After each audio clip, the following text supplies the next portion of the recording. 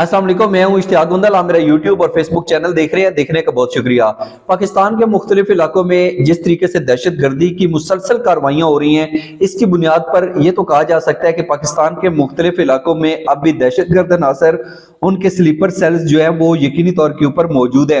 गोया कि वो माजी की तरह मुनज़्ज़म और मजबूत नहीं है, लेकिन इसके बावजूद वो पाकिस्तान के मुख्तलिफ इलाकों में दहशत गर्दी की कार्रवाइयां करने में जिस तरीके से कामयाब हो रहे हैं, तो उनका जो असर और रसूख है उसको बिल्कुल नजरअंदाज नहीं किया जा सकता, या ये नहीं कहा जा सकता कि जो दहशत गर्द अनासर हैं वो पाकिस्तान के मुख्तलिफ इलाकों में अब कार्रवाइयां करने की बिल्कुल सलाहियत नहीं रखते।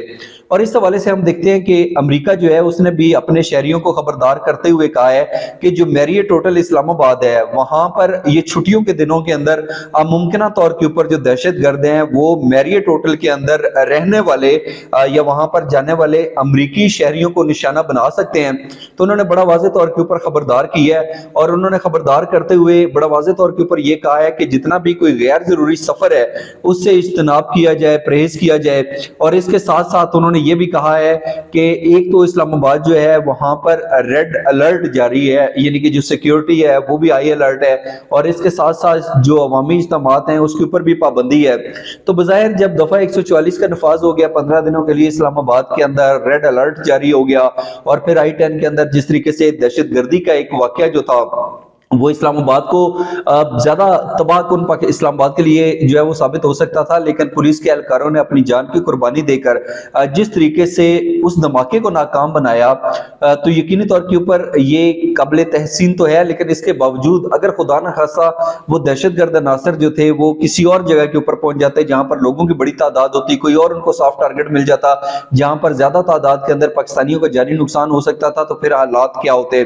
फिर डेफिनेटली जो दुनिया के अंदर पाकिस्तान की एक परसेप्शन है कि पाकिस्तान जो है वो सैरो-सियाहत के लिहाज से जो है वो गैर महफूज है, वहां पर जो है दहशतगर्दी की कार्रवाइयां होती रहती है, बम ब्लास्ट होते रहते हैं। और जब हम देखते हैं कि इस्लामाबाद जो कि पाकिस्तान का कैपिटल है, अगर खुदा न खास्ता वहां पर कोई दहशतगर्दी का वाकया रूनुमा हो जाता तो फिर यकीनी तौर के ऊपर आलमी सतह के ऊपर ये पाकिस्तान के लिए बदनामी का सबब भी बनता, और दुनिया को फिर एक मैसेज चला जाता कि पाकिस्तान का जो दरअल हुकूमत है जब वो महफूज नहीं है तो पाकिस्तान के दूर दराज के इलाके हैं वो कैसे महफूज हो सकते हैं, और वहां पे कैसे कोई सैरो सियाहत की गरज से जा सकते हैं। तो यकीनी तौर के ऊपर इस्लामाबाद जैसे इलाके के अंदर दहशत गर्दों का यहां तक पहुंचना और उसके बाद जिस तरीके से सूरत डेवलप हुई, यकीनी तौर के ऊपर यह काबिल तशवीश है। उसके साथ साथ हम देखते हैं कि जिस तरीके से शमाली वजीरिस्तान के इलाकों में या जो पाकिस्तान के कबायली इस्लाम है वहां पर दहशत गर्दी की कार्रवाइयों का होना, उसके बाद बनू में हमने देखा कि जो CTD का एक सेफ हाउस था उसको जिस तरीके से दहशत गर्दों की तरफ से वहां पर सिक्योरिटी फोर्सेस के एहलकारों को यरगमाल तक बना लिया गया, और उसके बाद बलूचिस्तान के अंदर जिस तरीके से 96 घंटे के ऑपरेशन जो है वो चल रहे हैं, तो यकीनी तौर के ऊपर ये एक अलार्मिंग सिचुएशन तो है। और यहाँ पर बहुत सारे लोगों से मैंने सुना, लोग जो है वो दो सवालात उठा रहे हैं। वो ये कह रहे हैं कि आपने बार बार ये कहा था कि हमने दहशतगर्दों की कमर तोड़कर रख दी है, वो बड़ी बड़ी कार्रवाइयों की सलाहियत नहीं रखते, तो दहशतगर्द अनासर टूटी कमर के साथ पाकिस्तान के मुख्तलिफ इलाकों में इतनी बड़ी बड़ी कार्रवाइयां जो है वो करने में कामयाब कैसे हो जाते हैं। फिर लोगों का ये भी ख्याल है कि जब दरअसल हुकूमत यानी इस्लामाबाद तक महफूज नहीं है तो फिर हम साइड एरियाज की बात करें, चलें हम जो है वो दही इलाकों को छोड़ दें, वहां पे तो वैसे भी इस तरीके से क्योंकि मुश्किल होता है किसी भी दहशतगर्द के लिए आपके वहां पे छुपना, क्योंकि सारे लोग एक दूसरे को जानते होते हैं, एक दूसरे के बारे में पता होता है, तो कोई आउटसाइडर उस तरीके से नहीं आ सकता। लेकिन जो सियाती मकामात हैं पाकिस्तान के और जो दूसरे शहर हैं वहां पर लोग जिस तरीके से बड़ी बड़ी तादाद के अंदर इकट्ठे होते हैं,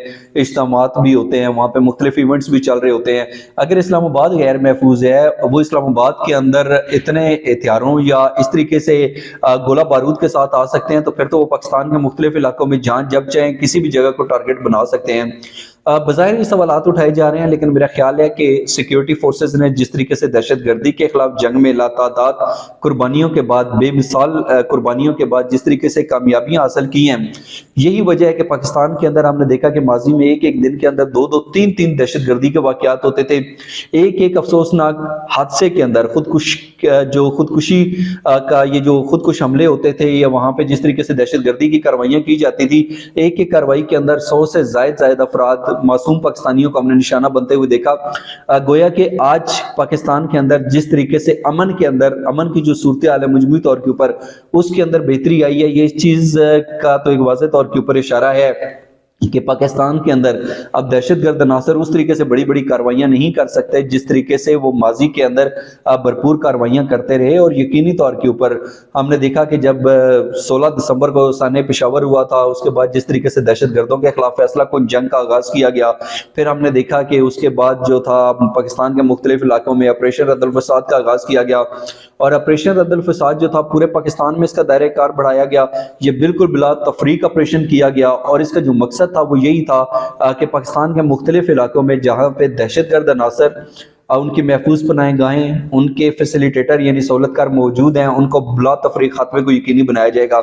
اور اس میں یقینی طور کے اوپر جو ہے وہ بڑی کامیابیاں ملی. یہی وجہ ہے کہ آج ہمیں دہشت گردی کے اکا دکا واقعات نظر تو آ رہے ہیں، لیکن ان حادثات کی یا یہ جو دہشت گردی کے واقعات ہیں ان کی وہ شدت نہیں ہے جو پاکستان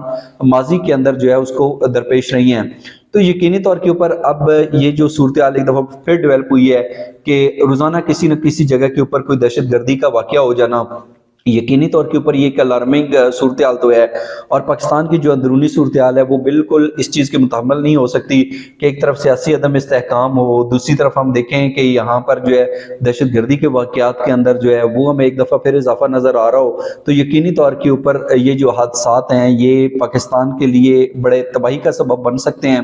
اور میرا خیال ہے کہ اس سلسلے کے اندر اگر ہم افغانستان کی بات کریں تو افغانستان کی سرزمین ایک بار پھر پاکستان کے خلاف استعمال ہونا شروع ہو گئی ہے. ایک پرسیپشن پائی جاتی تھی، ایک تاثر پایا جاتا تھا، ایک سوچ تھی کہ جب افغانستان کے اندر سے اشرف غنی کی حکومت ختم ہوگی اور امریکی افواج کے انخلا کے بعد جب وہاں پہ افغان طالبان کی حکومت بنی تو تاثر تھا کہ امن قائم ہو جائے گا اور افغانستان کی سرزمین پاکستان کے خلاف اس شدت کے ساتھ استعمال نہیں ہوگی جس طریقے سے ماضی میں ہوتی رہی.